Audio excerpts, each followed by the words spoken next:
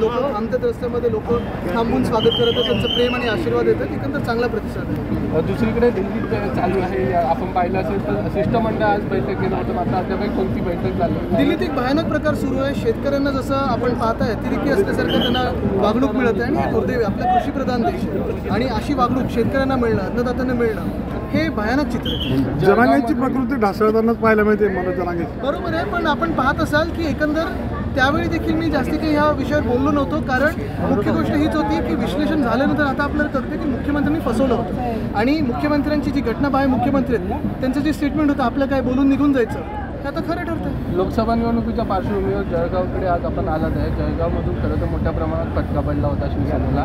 आजची परिस्थिती काय आहे? ज्यांना जायचं होतं ते गेलेले आहेत, पण आपण पाहत आहे मध्यंतरीच्या काळात उद्धव साहेबांच्या देखील 1-2 इथे व्हिजिट झाल्या होत्या आणि तेव्हा देखील असाच प्रतिसाद होता. जनता पूर्ण महाराष्ट्रात ही उद्धव साहेबांसोबत आहे. अशोक चव्हाण भाजपाकडे गेले, आपल्याकडे काही त्याचा परिणाम होईल असं वाटतं का? आपण पाहता सगळे इथं सोबत आहेत. ओके.